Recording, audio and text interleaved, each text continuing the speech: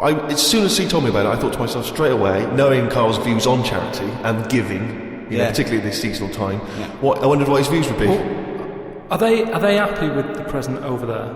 Like the people who are getting it? What, the African family? Yeah, is the African family sort of going, oh, I hope someone gets us a goat? That's nothing to do with Christmas for them. They're not sitting around thinking, I wonder if Santa brings us some food. It's a long-term thing. These are happening all year, I assume. It goes towards a pool of money that goes to... It's not like they get You're an idiot. What, you think an African family wakes up and there's a little goat with a ribbon tied around it and they go, oh, look what Santa brought us. Look, and that mince pie's gone on that glass of milk. You're such an idiot. No, but what I'm saying is, does that family want a goat? Yes. But why? It's not they want a goat, it's they need a goat. Do you think... What do you think this organisation is? Just arbitrarily giving goats to people. They're going to say, oh, I wanted Nintendo. What are you thinking? What I'm saying is, right, let me put myself in their shoes. Well, this will be a first. But say I'm one of them, right, over there, right? I'm hungry, right? I'm sat there, it's Christmas Day, right? I open it up, open the present, little goat there, right? Now, if I was one of them, I'd be going, not another mouth to feed. At the end of the day, there isn't enough food to go round for themselves, never mind a goat. Don't they say like having a dog and that is quite expensive? Sometimes they say, you know, what with all the injections you've got to give it, the food, the tin food and everything, it mounts up. And what I'm saying is, that's all very well giving them a goat, who's looking after it? Well, I'm assuming it's all above board. The goat's had its injections. That's what some of the money goes towards. It's given to them so they can milk it and have milk and cheese and whatever.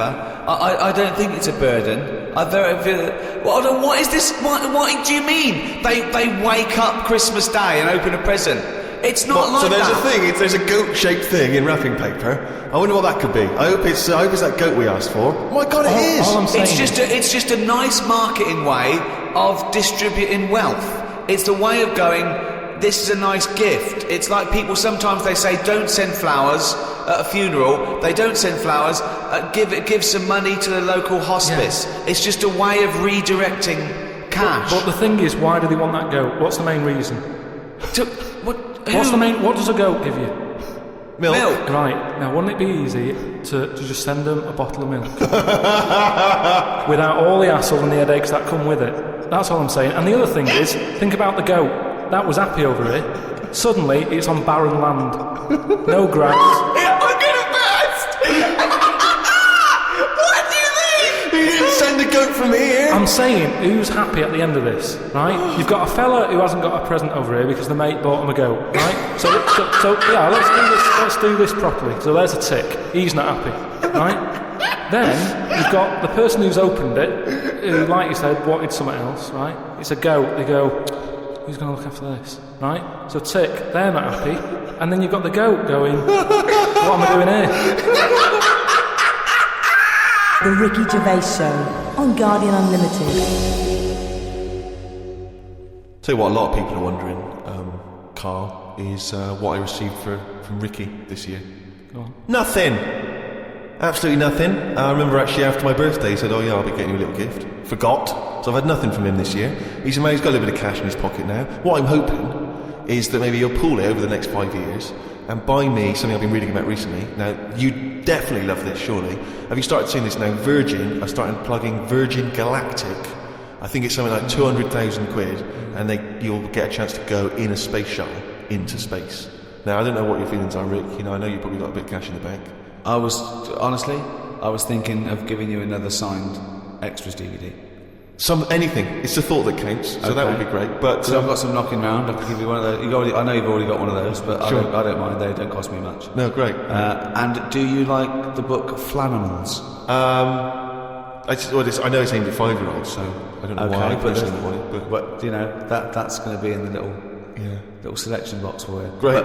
But no, the trip into space. I don't know about that. I mean, you've got a bit of cash. Would you think about that? Would you be interested, you and your missus, going into space? You have to be. I mean, it's not the money. There is things that I would spend 200 grand on as a little folly. But I think an individual jetpack, for example. Right. I'd do that. Yeah. I'd like to see the Earth from a couple hundred miles up. That'd be good. But I don't know if that's quite worth it yet. The other thing is the safety, because I'm worried that I want to see a lot of people go up there first. Yeah. I wouldn't be the first bloke to go on an aeroplane. No. I'd want to see a few pioneers go. It's really safe before I got on something like I that. believe the actress Victoria Principal is volunteering herself. So I think she maybe used to be in Dynasty or Dallas. So, well, I'll see what happens to her. Yeah. If I think if she can do it, then no, if Vicky P comes back all right, rather like those monkeys they sent up years ago. Yeah. Then we'll all be a lot more relaxed. Exactly. If they put electrodes on and it all works out fine. And there'll be a banana, shoot, issue bananas, and there'll be buttons. Press left, press right. Yeah, and I might consider it. Carl, thoughts? Going to space? No. It's not worth it. Why? Wouldn't it be a fascinating experience to go into space and look back at the Earth? There's no out there, though, is there? There. Say that again. Well, there's no out there, though, is there? Right. I mean, at what point are you all meant to be happy? Do you know what I mean? You're floating about up there, and because you don't get out, do you? What, you mean to do some duty-free shopping? I'm just talking. You don't go floating about, do you? You stay in your seat. Well, they probably let you move around on the shuttle. Yeah, I know, but I'm talking about getting out. For me, when you you want to get out into space? Yes, but that's what I'm saying. When you go on holiday, the flight bit isn't the best bit of the holiday, is it? That's the bit you've got to do. So what I'm saying is you've got to stay on this and then you go back home. So you don't take luggage, right? I don't see the point. Right, so you're there, you're sat in your own clothes for the whole time, same clothes the whole time. But I don't understand what is the point. I think it's two things. I think it's the view and being able to be part of an exclusive club. I went into space. It's all that thing about man conquering nature, and you're one of that elite few that have managed to pop up, see the world from a distance that no one else can see it from, and then pop down. That's it. Of course, yeah. So you all that way just for the view? Yeah. Is it worth it? I mean, there's a lot of other places I haven't seen anyway, right, before I think about that. I think if you've done everywhere, I haven't been to Scotland yet, right? Right, yeah. I'm not being funny, but do you know what I mean? So just have a look in your back garden before you go looking in someone else's. In space. Yeah. What would make it a trip worthwhile for you? I mean, if you did go into space, if we gave it to you free of charge, we said, Carl, go up. I know the answer to this, Steve. He's thinking, I'd like to meet some aliens that can talk like I do, and I can understand them, and they can tell me something. Like what? Oh, they met God, he was alright. That's the sort of thing, that's what he's going to say. He'd like them to look like monkeys in spacesuits. Yeah. That would be his ideal thing. He'd like to go to the planet of the apes. He'd like to go to the planet of the apes. He Yeah, would absolutely. love They to could go arrange to that. Look, he's nodding. He's nodding. Thoughts, Carl? Yeah. I mean, for me... What do you mean, yes? Well, yeah, that'd be brilliant. What would be brilliant? Seeing a little alien and that, having a chat with him, find out what's been going on. What's been going on? No, but don't you think that... Like, I mean, if you bought me that as a present, right? Yeah. Either of you, Yeah. I wouldn't be that happy. For me, that's a little bit like... Well, that's annoying because we've got you a trip We to just space pulled and a together. goat. Yeah. Do you know how like I am interested in sort of going on another planet, right? Not, Carl, you are on another planet, mate. No, but do you know what I mean? It would be quite sort of interesting. How do you think you'd get there? Well, yeah, you'd go on a rocket and stuff, but what I'm saying is, at least you know when you get there, you're getting out, you're having a bit of a wander. But I wouldn't be happy in just the journey bit of it. That's all I'm saying. That's great, isn't it? But the thing is, right? Because I was looking into it a bit because I was reading about the Virgin. Yeah. And I was reading something that in 1971, right? 3 of them went up there. Can't remember the names. Wasn't the main one. It wasn't like the Buzz and the Armstrong one. And that. Another 3 blokes went up, and there was one bloke in the rocket, right? The other 2 wandered off, had a walkabout, seeing what rocks they can find and that. And that bloke who was in the rocket, right? He was the loneliest man ever in the world. I don't know what to do. I don't know what to do. I don't know if that's some sort of profound poetry or I don't know. Do you know what I think he's trying to say? I think he's trying to say that he was What are you trying to say? No, stop for a minute, because I just want to just recapture that moment. Just say that again, that sentence again. Right. The other two had gone off picking up rocks, right? He sat on his own in the rocket, and he was the loneliest man in the world. Okay, I know what he's trying to say. I do, right. Well, right. He's trying to say he was, by definition, a human furthest away from all other human contact. Yeah, that's what I said. Yeah, okay. No, you said loneliest. Loneliest evokes an emotion. Yeah. But it's like he started crying and writing poetry and listening to Morrissey records. You mean he was the most remote man? Well, yeah, he was saying how, like, he's on the rocket on his own, right? Yeah. And I think I worked it out because it was in kilometres, right? And I think it turned out that they, right, the other two spacemen picking rocks and that, they were 2,500 miles away from him, right? So they were miles away. What, 2,500 miles? Yeah. But they had each other. They had each other. Yeah. You had the world right across the other way. Everyone getting on with their lives. Yeah. He was on his own. That's weird, isn't it? But what I was thinking is, right? Say, because I always sort of try and put myself in a situation. Yeah. When I hear about a weird thing that's gone on, I always think, what would I do? You know what I mean? And I was thinking about it, right? Do you think when he got up in the morning, he still bothered to put his clothes on? That's the first thing that came into your mind. No, when just you because pictured I him always, there. you know, at the end of the day, even if, like, my girlfriend Suzanne's out at work and that, I'm not happy walking about with everything out, because you never know what's going to happen. What do you mean, like getting it trapped in the microwave? Well, I just mean, you know, someone's going to turn up. No, I don't like what I don't like. No, I always pop some pants on or a towel, even if I'm not alone. always. Because I've knocked on your door when you've been stood there with. No, he's taking his trousers off. I did it especially, knowing right. that you were there. I've done it especially to annoy you. Right. Yeah, so. But do you know what I mean? Do you think he was walking about the rocket with his tackle out, or did he go, well, you know, no one's watching here? Do you reckon it floats up or down? Depends in how long space. Depends how long it is, yeah. I don't know what I mean by that, but it seems to make sense. Yeah. But don't they have cameras for NASA to monitor what's going on inside the spaceship? Not all the time, no. I bet they've got to give him some sort of privacy. Now that would end up on the internet.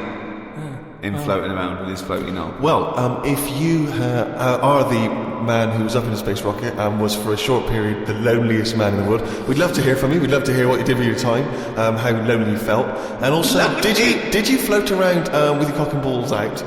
What was that like? Did it float up or did it float down? These are just some of the questions that we'd like. So if you are that person, or maybe you know them, maybe they're a neighbour of yours, then you can get in touch with us at podcast@rickygervais.com. The Ricky Gervais Show on Guardian Unlimited. We've done radio and stuff in the past, Rick, and we have never had the kind of response that we've had from these podcasts. I mean, It's people amazing. Are emailing in by the hundreds of thousands. It's meant, well, maybe not hundreds of thousands, but I didn't count them, but thousands, certainly. Crazy amounts of email. I couldn't really get through them. I've just managed to pick out a few. It's because it's global now. It's people all around the world are listening, and that's so exciting. We've got just loads from America, Australia. It's mad. Yeah, New Zealand, Canada, and these are just some of the ones that I've pulled out from the email because there's so many of them. Podcast@rickygervais.com if you want to get in touch. Rob says he listens to the show in his exams, which I'm sure cannot be a good idea. I mean... No, because that's a waste. What I'd do is the night before, I'd record all the answers and then listen to that, as opposed to me, you and Karl Pilkington. But surely you're not allowed to listen to your stereo or your iPod in an exam. That would be crazy, wouldn't it? Well, he's probably got it's probably up his back, a little wire, wired to him, covered in sort of like some sort of fake flesh and hair, and then just pops into his ear. It's all changed now, though, isn't it, as well? What do you mean? Well, they're allowed calculators and that, isn't it? It's just sort of... Sorry, I had calculators in my exams. What world? What do you know about exams, Carl? You never showed up. But what I'm saying is, years ago, a calculator wouldn't have been allowed. We've moved on a bit now, haven't we? What year was this, I though? don't have an iPod. With loads of people with abacuses. I don't know. Anyway, Rob's question was this. Brilliant. I've never heard him admit that before. I think we've broken his spirit. Yeah. Carl, you go, I don't know. Oh no, we might have put an end to the phenomenon that is Karl Pilkington. Monkey news still to come. Anyway, listen. Rob's question is this, Carl. It's specifically to you. Carl, if you could have a superpower, like Superman, what would your superpower be? Can I suggest consciousness? Yeah. Can I have the power of thought? Remember, you've already got opposable thumbs. So cross that one off the list. Oh, go on, Carl. There's so many to choose from. Telepathy, X-ray vision, Flight, invisibility, choose it wisely. strength, intelligence. But why have I been picked? Oh, for God's sake! No, but I'm just saying. It's Rob's question for you. But I'd just say, does anyone else want this? Or, do you know what I mean? Oh, what do you wish you could do that's impossible is the question? What do you mean? Because with that comes a responsibility. is what With I'm saying. enormous power does come great responsibility. So, would you like spidey senses? Is that what you're saying? Would you like some senses? Would you like some sense? The power of sense? Come on, Carl. You know what these superheroes do. They can. I know, but they it can always freeze things. They're never happy, are they? Do you know what I mean? Spider-Man that wanted to tell that girl that he could climb walls and that. He's like, I can't. Superman didn't never tell Lewis and that.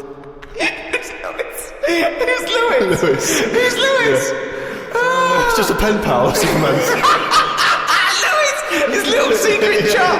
Yeah. All right, Superman. Hello, Lewis. What are you doing? Superman. Who are you? I can't tell you, Lewis. Brilliant. You know, Hulk. He wasn't happy. So. But you're being allowed to choose the superpower. You don't have to get it forced upon you like the Hulk. Hulk, he wasn't happy. He's true. He's got a theme. He has got a theme. There's not many happy superheroes, are there? Leaving aside the superheroes you're already aware of, Yeah. what superpower would you want? You don't have to fight crime with it, Carl. Everyone around the world now is thinking, what can Carl choose? Let's deliver it to him now, Carl. Think about it and give us the answer, please. Let me remind you of some of the other things. Invisibility. All the time, though, or can I sort of turn that on and off? Let's say you could turn it on and off. Would that interest you? Yeah. I'll have that. Right. Okay, and what would you do with this power of invisibility? Just sort of wander about and just not get seen. It's a brilliant power! It's a brilliant... And he's put to such brilliant use. It's brilliant! Well done! And why would you want to walk around and not be seen in that? What would you gain from that? Don't know, you could sort of go in shops when they're shut, so you don't have to go. How would you get in? Just get in just before they lock up. Oh yeah! How would you get out? Wait till the morning. Brilliant. So hang on. So that's your use of invisibility. Yeah. They found the power of invisibility. You want to sneak into... Never mind. No, hang on. You want to sneak into HMV, right? Wait for 12 hours and then buy something. I love it. Just so that you don't have to be in there with other people. Do you know what? I don't want it. I don't want a power. Why not? Because I just don't think it'll do me any good. I think it's more of a hindrance. I love this. It's like, just think of his presents. We've given you a go, a trip into space, and the chance to be invisible. Not happy with any of them. Yeah, what he wants is a voucher for HMV. Yeah. He just wants some tokens for a record shop.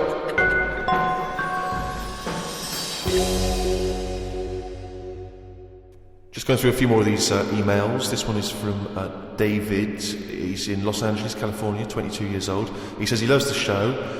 But he says, with respect to Carl, never before have I understood so little of what a man says. Virtually everything that Carl talked about was aloof to me. What on earth was he ranting about? Flies and condoms, monkeys and pushing the left button, cavemen and dinosaurs. And that's just some of you. I mean, let's be honest, if you are in America, I mean, actually the accent is probably a problem. But that is the best write-up we've ever had. Yeah. Flies and... Imagine if you're a new listener, flies and condoms. What on earth does that mean? This one's from Kent Plummer from Nova Scotia, Canada. He says, Carl, he's wondering if you've got any personal mantras that you could pass along. For instance, he reminds us of Ben Franklin's famous mantra, waste not, want not. Who said that? Ben Franklin. What did he do? What was his job? Benjamin Franklin was a well-respected American politician from the 1800s. He was a thinker, a philosopher, a scientist, deeply respected. Also a big political figure. He features on the dollar bill or the $10 bill or something. Yeah. So he's one of the great sort of American Enlightenment thinkers. and he came up with the mantra, waste not, want not. You must know waste not, want not. I mean, that's just... Do you understand the phrase waste not, want not? No, not really, no. What does it mean? You've never heard that? I think I've heard it, but I don't know. I've never used it. But when someone else said it, I don't know. Well, in context, I mean, all I'm going to do now is paraphrase that and put some prepositions and stuff in it for you. I can't work out how you can't work out what that means. It's like, don't throw stuff away because you might need it, and therefore you won't be wanting anything because you didn't throw it away. So he was a bit of a Well, hoarder. if you don't waste food, for instance, then you He's a bit of a hoarder. For God's sake. No, but I'm just saying, he's a man in power. Is that the best thing he ever said? No, I'm sure he came up with many, many profound So why is things. that one He did remembered? experiments in electricity and conducting electricity, all sorts. Because that impresses me more, inventing electricity, than someone... He didn't invent electricity. Wait a minute! Don't impress you more than what? Just saying, well, it's not want not. I don't think it's that good. It's not even catchy. What I don't understand is why he was the first person to sort of suggest, look, don't go chucking that out, keep it, you might need it later. He wasn't the first person. Say that again. That is brilliant. Why isn't that catch on? That is amazing that you've just come up with there. That's poetry. How would you word it? I'd just say, whoa, don't be chucking that out, you might need that later. Don't be chucking that out. You might need that later. Karl Pilkington. Whereas someone like you that waste not, want not is perhaps a little bit more pithy, a little bit more... We should go through great sayings and phrases and say if he can... Well, firstly, does he know what they mean? And then secondly, can he improve them? That would be brilliant. We'll do that next time. Alright, let's see. Okay, Winston Churchill. Never have so few done so much for so many. What do you think of that? Do you know what that means? So he's saying... Well, it's with regard to the Battle of Britain and the pilots that gave their lives. Yeah, I'd just be annoyed if I was one of them who gave a lot for a few or whatever, right? No, gave a lot for so many. If you were one of those few that gave so much for so many, i.e., it means these few good men, their actions freed the world. They freed the world. They have an impact on every person in the world, and they were few brave men, and that's what he's saying. Yeah, but what I'm saying is, if I was one of them men who gave up his life, right, I'd want a name check. I don't want to be bungled in with everyone else who is saying a load of blokes gave up their lives. Well done on that. See you later. That's brilliant. Did you just say bungled in? Bungled in. He made up a word. I don't want to be bungled in. You made up a word. See, that's it. You see, we've been looking for it. That's original. That's Karl Pilkington. I don't want to be bungled in.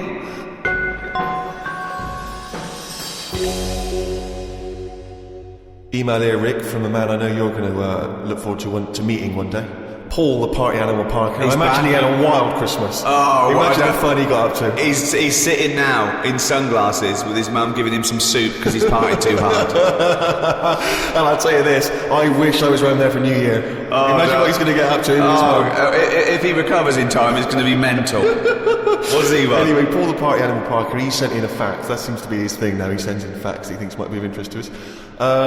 The kiss that is given by the bride to the groom at the end of the wedding ceremony originates from the earliest times when the couple would actually make love for the first time under the eyes of half the village. Now, a couple of questions straight away. Firstly, this is almost like a Karl fact. Yeah. Because there's no specific time or place. It was earliest times. Earliest times. I don't know whether that means the wedding ceremony in this country, in America, in Africa, who knows? Yeah. But, so yeah, it's a little bit vague. But this was the thing that struck me. Actually make love for the first time under the eyes of half the village. And you wonder, why is it only half the village? Was it like, were they raffling off tickets? Yeah, the winners. Exactly. You come see two people getting it on. The rest of you, no, tickets only. It's cordoned off. It started off, and then a few of them got bored. Exactly. Once you've seen one stroke, you've seen them all. That's about as good as it gets. Yeah. So yeah, I don't know if there's any truth. But what about that, Karl? How would you feel with that if you had to? At what point does that happen? Is that like, they go, like, I do. Get your knickers off.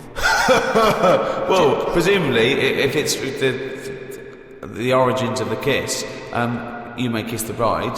The old vicar used to say, as they were jumping over the broomstick, he used to go, right, give her one. Yeah. And then... You may knob the bride. don't know how quick the lovemaking has to be, whether you've got to get in and out, boom, and then, you know what I mean? Because people are hungry, they want to eat, they want to have a disco. Or whether they can go on for hours and people are just eating, chatting. I'll tell you what, Sting's wedding must have been a long hours. Of affair, wasn't it? The guests was bringing in their own brought cake. sleeping bags. Thermos flasks. The Ricky Gervais Show on Guardian Unlimited. Right, do you know we've chatted about charities before, haven't we? Sure. We've done a lot of stuff on that, right? It's coming back from Manchester, right? Got off the train at Euston, yeah. Right? Got off the train, walking through the busy bit and stuff. There's this fella stood there, right? A charity worker, yeah. Right? Nice looking fella, he's got his suit on, the tie and everything, quite respectable and that, right? Look down at his bucket, all the money's been put in the bucket and that, yeah. right? On the front of the bucket, right? It says collecting for the homeless at Christmas. Now, why can't they do that? What, the homeless? The homeless people. Why is some fella taking his time out, right? His own time where he could be at home? Why? Some of us have got homes to go to. Yeah. Why? Do you know what I mean? What do you think? Just give them the buckets? Well, what are the homeless people doing whilst he's doing that? Is what I'm saying. What have they got on the timetable? Cut out the middleman. Cut out the middleman. Give all the homeless a bucket with homeless written on it. For Christmas. Yeah. No admin. No. Just keep everything you get, mate. What do you think of that? It's a brilliant idea. What would prevent a homeless person and an entrepreneurial homeless person just getting a bucket and writing out on there themselves? Could I suggest something? Hunger, some drug addiction, traumas, often mental illness. Just possibly too depressed to get up, put a suit on and go to Euston Station with a nice bucket with some writing on it. And then, right, I was thinking about that, right? And I was walking down the street in London with Suzanne. Saw a little homeless. Well, I didn't see the homeless bloke, right? I saw a leg, right, sticking out of a doorway. Thought, here we go, right? Walked past it, right? You're not going to believe this. Go on. Homeless. Yeah. Chinese fella. I've never seen one of them. No, I'm not having a go, right? Well, have you ever seen? Do you know what I mean? That was a shock. I really don't think I have. I think he's got me there. I hate to say it, but I must say I can't remember ever seeing a homeless Chinese person. No. No, I suppose you're right. Thinking about it. Weird, isn't it? I was walked past and I said to Suzanne, "Did you see that?" She went, "What?" I said, "Just look back there." She went, "What?" I said, "That homeless fella. Look back at him." She said, "What?" I said, "He's Chinese."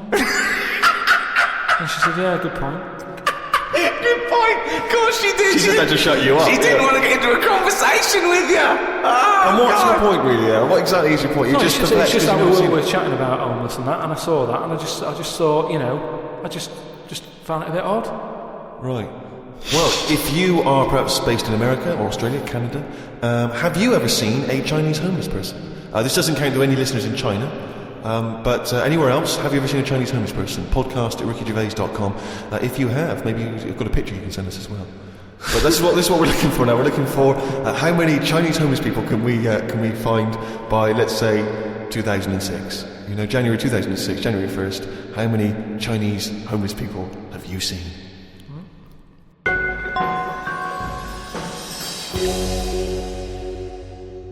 Rick, it's that time again. It's what the whole world is waiting for now. Is it every Monkey week. News? It is Monkey News. Please perform live the jingle. Why'd you say that? Oh, we've got a few people saying, "Oh, is that a pre-recorded jingle?" Yeah, like anything's pre-recorded. No, it's different every we've got week. that technology. I'll give it a big one, shall I? Give it. Oh, chimpanzee, that monkey news, yeah. There we go. Right then, well, got an email from John. If you've got any monkey news going on in your area, Just let us know. Podcast@rickygervais.com. Oh God, amazing! respond it on email. And this one's sent in from John. Don't know where he is. But do you know, like, they're running out of TV ideas and that?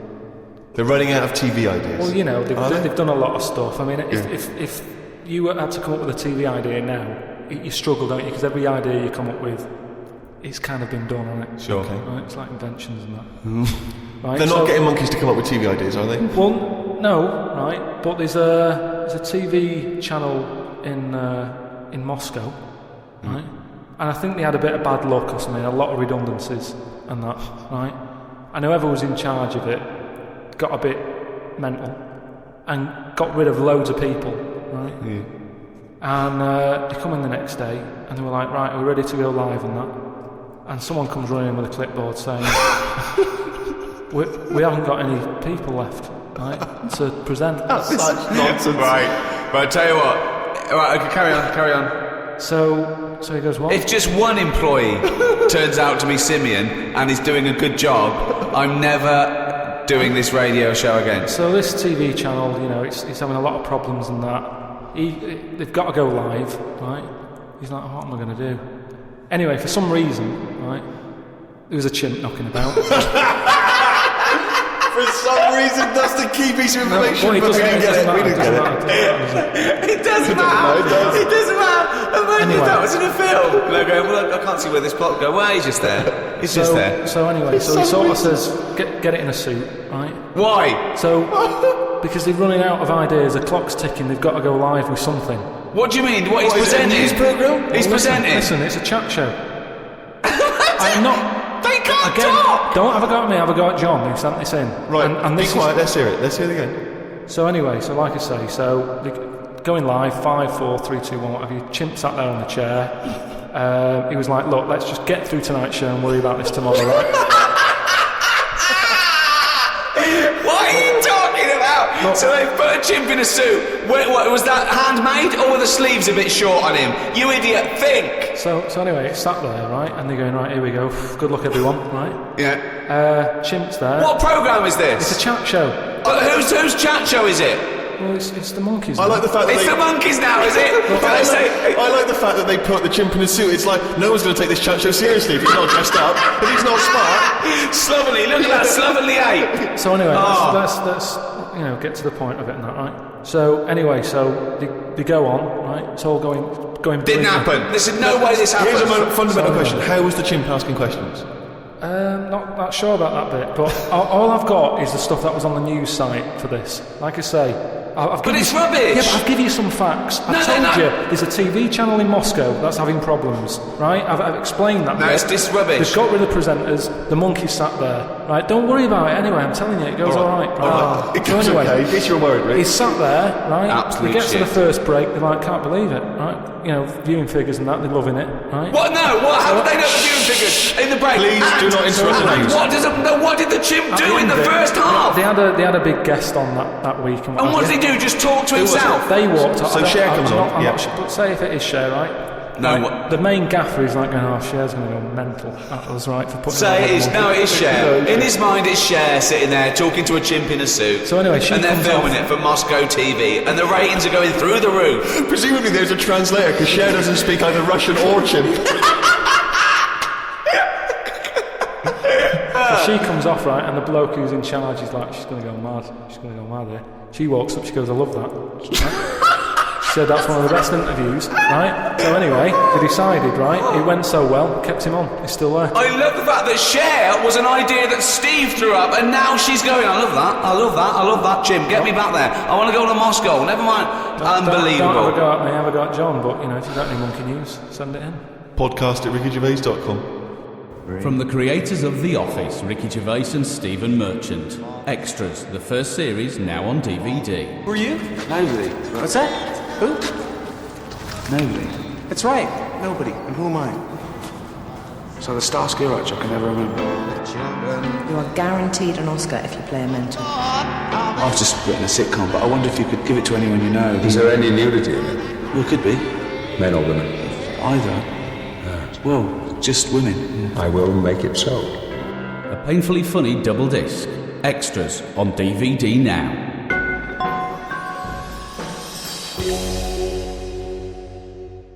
Thanks for listening. Happy New Year, particularly to our friends at Positive Internet. Oh, I hope those guys have a wild They time. host this podcast and they do a brilliant job. Happy New Year to everyone around the world, and in particular, those guys at Positive Internet. And also, Paul Party Animal Parker, have a blinding New Year, because I imagine it's going to be crazy. You don't need to say it to your him. mum's house. I'm insulted that you have to tell him that, because there's no way you need to tell him that. He's going to have a blinding New Year, so don't waste your breath, Steve. That's all from me, Steve Merchant. We've got Ricky Gervais here, and of course Karl Pilkington. The Ricky Gervais Show. on Guardian Unlimited.